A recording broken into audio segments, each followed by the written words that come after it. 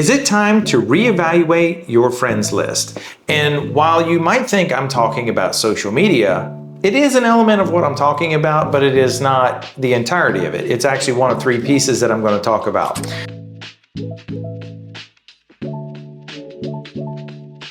So my name is Kevin Johnson, and I'm the CEO of Leverage Consulting, as well as the creator of Leverage U, an online university. So when I'm talking about your friends list, and I know you've heard that phrase before about you are the sum of the 5 people you surround yourself with, that is really the basis I want to talk to you about. And periodically, you have to take stock of who you surround yourself with on a regular basis and who you maybe expose yourself to, who you're around, who you talk to, who you follow. And you really need to, on a regular basis, look at, are these the kind of people who are going to help me?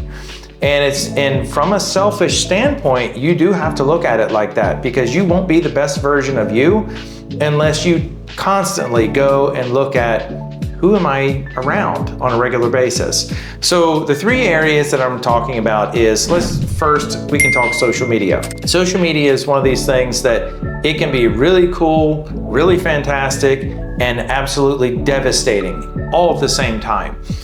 The problem with social media is that it's in your face, it's accessible, and you can grab it and look at it when you're drinking your coffee in the morning. You can do it while you're on the treadmill working out. You can look at it maybe while you're supposed to be working. It could be the kind of thing that you look at while you're eating your lunch. Literally all throughout the day, you can be looking at social media. The other problem with it is, it's somewhat of an unfiltered, like stepping into an auditorium or stepping into a coliseum, stepping into a large room full of people. You just don't know what you're going to get.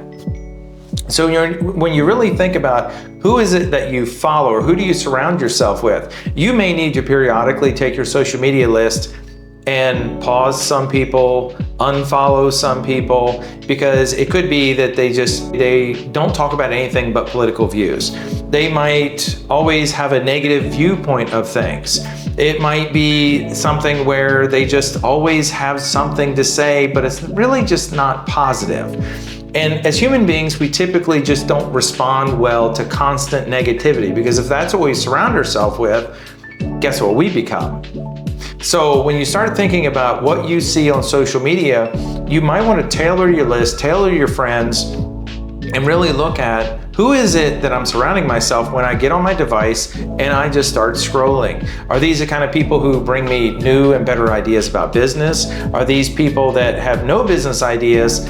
However, they get you pumped up, they get you excited about the day, they provide you energy.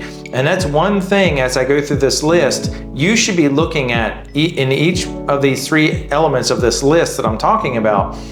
When you go to each one of these areas, you should answer this one very simple question. Does this person provide energy, or do they remove energy? It's as simple as that. When you really start looking at your friends list, when you go through all 3 of the lists that I'm talking about, are the individuals that you look through when you scroll through, and you may have to look at this like email, where you're constantly unsubscribing from individuals or email lists where you just don't have interest anymore. So if individuals are providing you energy, you let them stay on your list. If they remove energy, if they suck the life out of you, if they bring you down in any way, shape, or form, out. Unsubscribe, unfollow, do whatever it is, but remove them from your life that way. And quite honestly, I'll tell you, you won't miss them. You will not miss them one bit, because the way all these social media platforms work, you're just gonna have a bunch of people that backfill, and you constantly just go through the list and you clean it up. So second thing that you'd really need to look at is your team. And this is one that a lot of folks just don't really look at it this way. And I've experienced it myself just recently, where I made a staffing change. I've seen it with team members where I've worked with a client for a very long time, and there's this one team member. It only takes one, and you know what I'm talking about.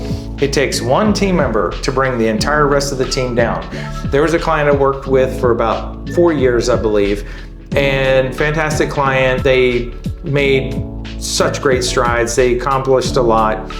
And there was one team member who'd been there for a very long time, great in their own respect. But I will also tell you that they literally threw a wet blanket on almost everything. That was, if a newer team member brought a great idea, let's just extinguish that flame. If a long-term team member had, made an observation, saw something great, brought an idea, this team member would throw a web blanket on it and kill it. And oftentimes when you have that type of team member, they ruin it for everyone else. They ruin it for you, they ruin it for the team. And then for whatever reason, whether this team member decides, it's time for me to retire, my spouse moved, I'm moving, whatever circumstance it is that team member left, you bring on the new team member that just doesn't bring that level of energy, and magically the team starts performing better. Magically your team has newer and brighter ideas. All these magical things start to happen purely because we had a staffing change that eliminated the negativity in the office. When you are interviewing people, when you're looking at both attraction and retention for your team, you need to also be looking at it from the standpoint of, does this person bring positive energy to the team, or do they remove it? If they remove it, either you can coach them and work with them and hopefully help them see it and hopefully make that change.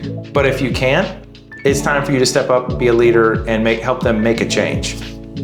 So with that said, that's the second thing on my list in terms of looking at your friends list and whether you need to prune it and make your list more positive. And of course, you're reinvesting in yourself when you're going through and pruning your list. So the third thing on the list is your sphere of influence.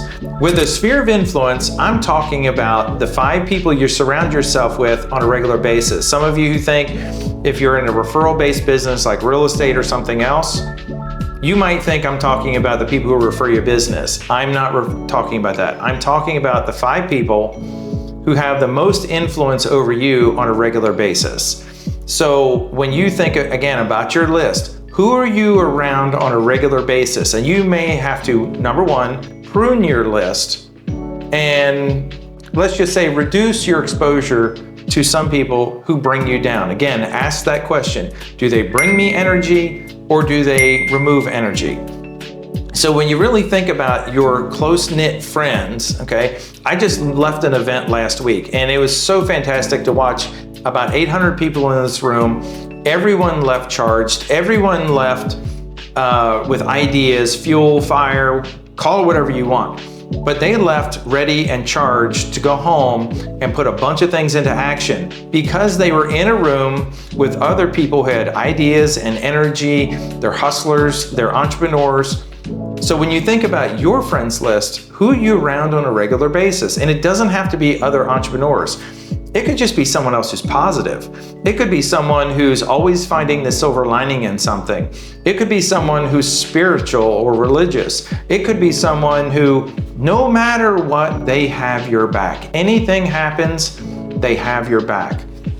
So when you think about your own friends list and you go through your social media, you go through your team, and you go through your sphere of influence, think about who brings you energy, think about who removes your energy, and start pruning your list, but also adding to your list and add those people who are going to help you elevate your own game.